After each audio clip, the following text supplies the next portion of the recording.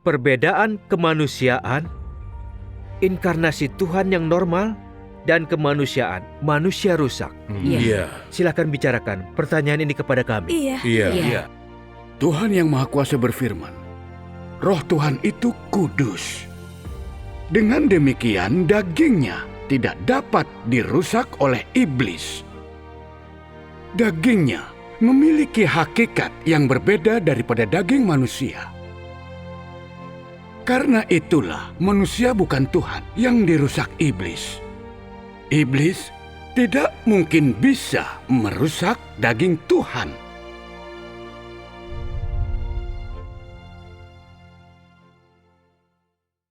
Dua saudaraku, kalian bersaksi bahwa dalam penampakan luar, inkarnasi Tuhan terlihat seperti orang biasa. Iya. Sama seperti Tuhan Yesus sendiri. Tidak hanya punya kemanusiaan yang normal, dia juga punya keilahian.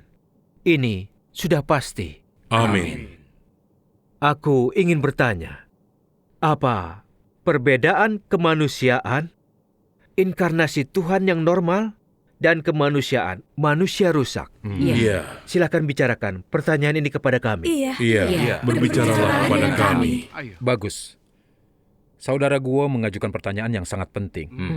Pertanyaan yang sangat penting dalam pemahaman kita tentang inkarnasi Tuhan. Iya. Ketika Tuhan berinkarnasi dalam daging menjadi Kristus, manusia dapat dengan jelas melihat kemanusiaan yang normal di dalam Kristus. Kristus mengungkapkan kebenaran dan melakukan pekerjaannya dalam kemanusiaannya yang normal. Bahkan ketika dia melakukan tanda dan mukjizat, dia melakukannya dalam kemanusiaan yang normal. Tidak ada yang supernatural. Amin. Ini memungkinkan kita untuk melihat sifat kemanusiaan Kristus yang sangat normal. Karena ini, sulit bagi banyak orang untuk percaya bahwa Kristus adalah inkarnasi Tuhan. Iya. Jadi, selama zaman kasih karunia, mereka yang mengikuti Tuhan Yesus memanggil dia Kristus, Putra Tuhan. Tetapi hampir tidak ada yang taat dan menyembah Tuhan Yesus sebagai Tuhan sendiri. Iya. Kenapa begini? Aku percaya, ini terutama karena kemanusiaan Kristus sangat normal, sama sekali tidak ada yang supernatural. Di mata manusia, Kristus hanya orang biasa. Jadi bagaimanapun Roh Kudus bersaksi, manusia masih kesulitan memikirkan Tuhan Yesus sebagai Tuhan. Iya. Masalah lainnya adalah orang-orang di zaman itu terlalu sedikit mengalami firman Tuhan Yesus. Jadi sangat sulit bagi mereka mengerti kebenaran dan mengetahui hakikat ilahi Kristus. Iya.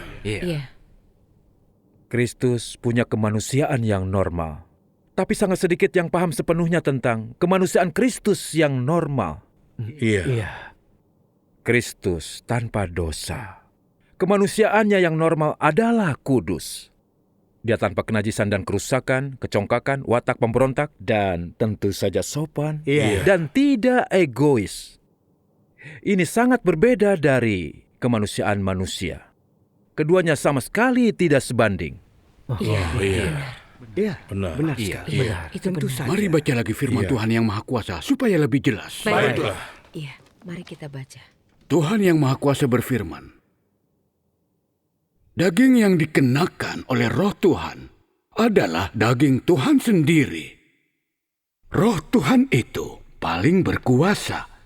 Dia Maha Kuasa, suci, dan benar.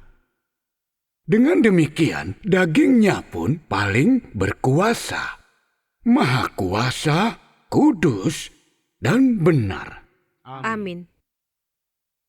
Hanya daging seperti itulah yang dapat melakukan hal yang benar dan berguna bagi umat manusia yang kudus, mulia, dan besar, dan yang tidak akan melanggar kebenaran atau moralitas serta keadilan, apalagi hal apapun yang mengkhianati Roh Tuhan. Roh Tuhan itu kudus. Dengan demikian dagingnya tidak dapat dirusak oleh iblis. Dagingnya memiliki hakikat yang berbeda daripada daging manusia. Karena itulah manusia bukan Tuhan yang dirusak iblis. Iblis tidak mungkin bisa merusak daging Tuhan. Maka, meskipun nyatanya manusia dan Kristus hidup di ruang lingkup yang sama, hanya Manusia yang didominasi, diperalat, dan dijebak oleh iblis. Sebaliknya, Kristus selamanya bebas dari kerusakan iblis. Karena iblis tak akan pernah bisa naik ke tempat yang tertinggi dan tak akan pernah bisa mendekat kepada Tuhan. Amin. Ya, Bagaimana? itu benar. Iya. Iya. Mari kita buka halaman Iya. 1391. Iya. Iya, Baik. Kemanusiaan Kristus dikuasai oleh keilahiannya.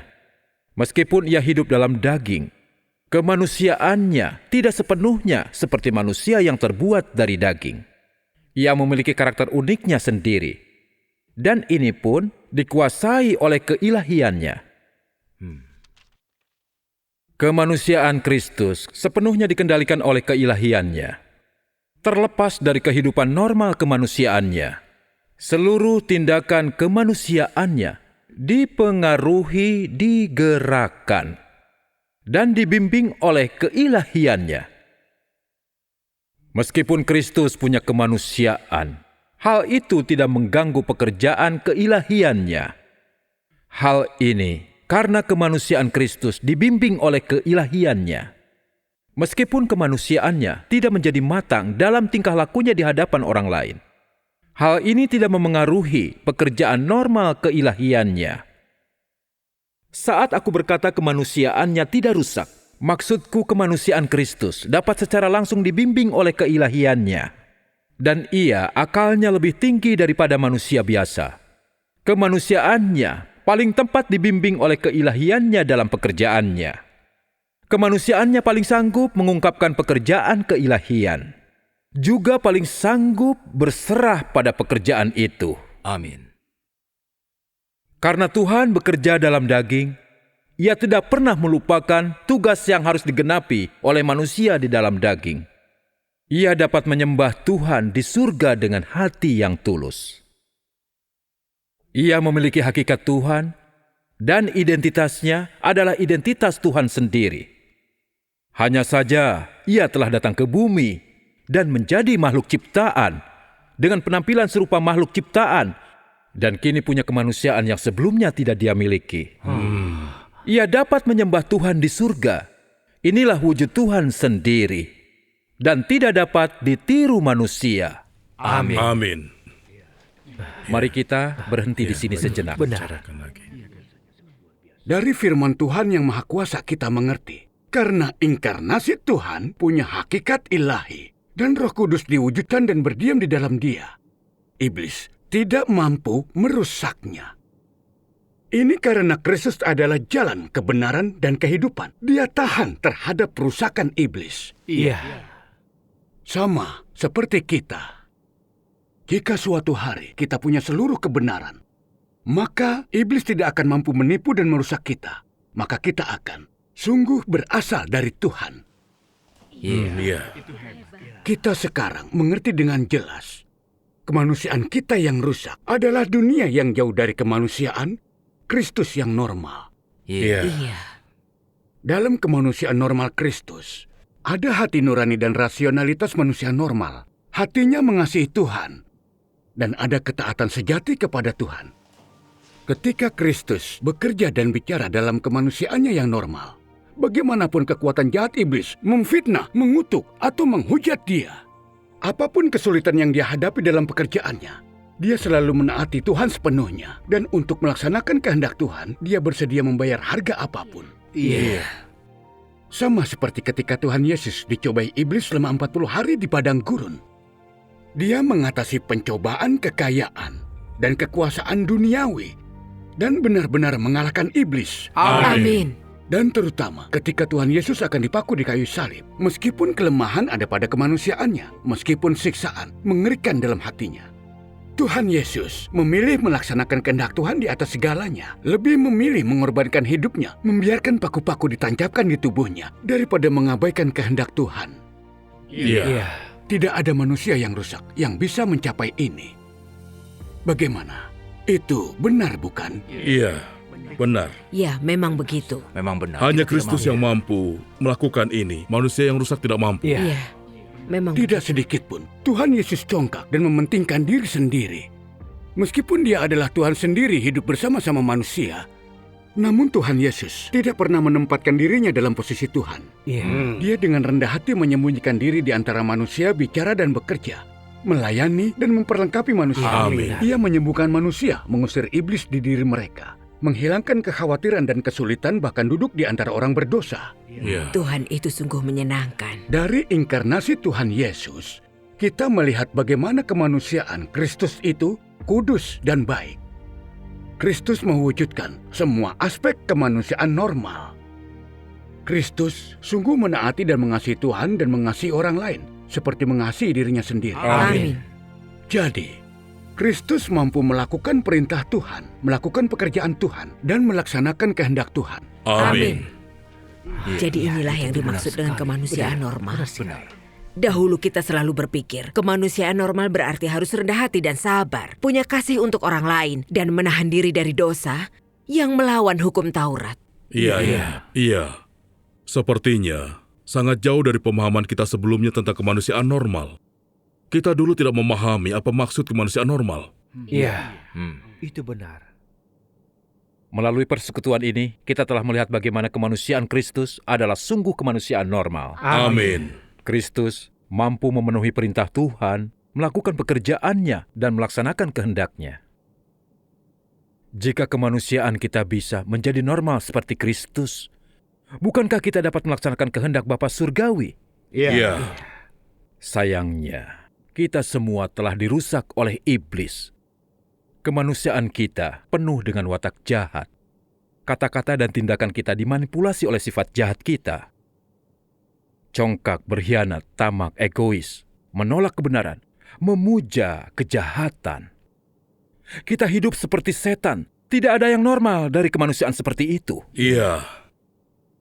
Meskipun percaya pada Tuhan, kita tidak benar-benar menaatinya.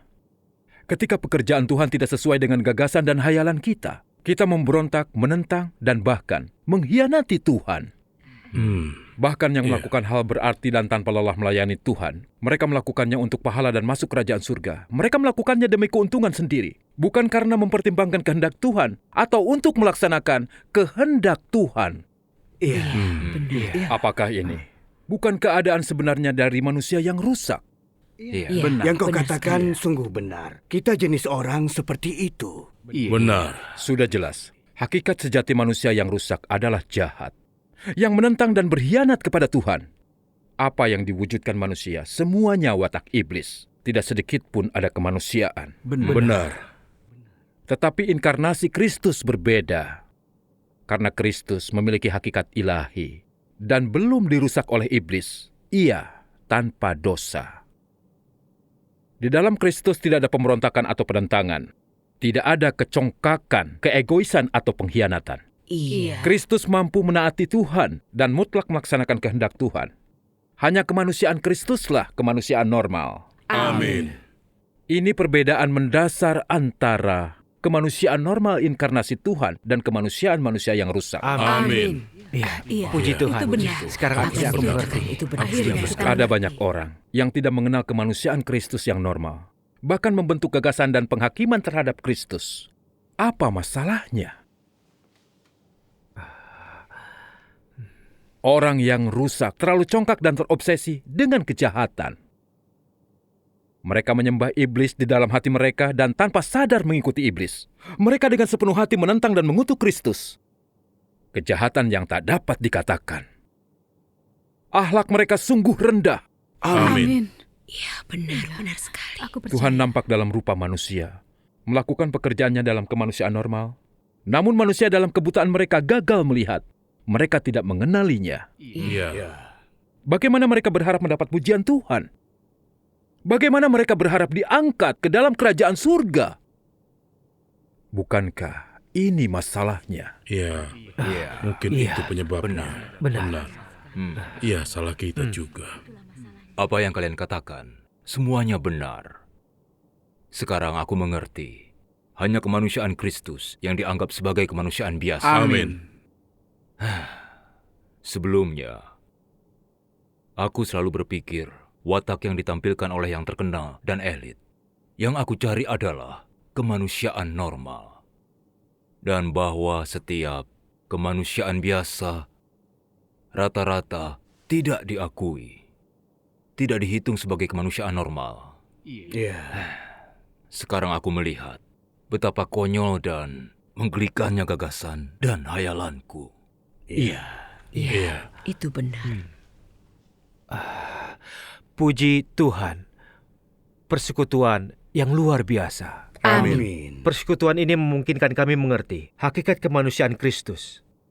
Dari luar, kemanusiaan Kristus tidak ada yang luar biasa. Namun hakikat kemanusiaan Kristus adalah benar-benar patuh pada kehendak Tuhan. Mengasihi sesama lebih dari dirinya, dan siap mengorbankan hidupnya untuk kemanusiaan. Hanya kemanusiaan seperti inilah yang bisa disebut kemanusiaan normal. Amin. Ini bentuk kemanusiaan yang paling mulia dan paling baik. Amin. Itu bentuk terbesar kemanusiaan. Amin. Benar. Orang suci sepanjang zaman telah memanggil Kristus yang paling indah dan terkasih. Iya. Sungguh memalukan, kita telah sangat rusak, sehingga bahkan tidak dapat melihat kebaikan dan kebesaran dari kemanusiaan normal Kristus. Kita tidak mampu memuliakan Kristus. Kita berhutang banyak kepada Tuhan. Iya. Iya. Benar. Iya. Aku rasa itu. Syukur kepada Tuhan Yang Maha Kuasa karena menunjukkan kita begitu banyak misteri kebenaran. Puji Puji Tuhan. Tuhan. Sekarang aku percaya semua sudah paham perbedaan antara kemanusiaan rusak manusia dengan kemanusiaan normal Kristus. Iya. Iya.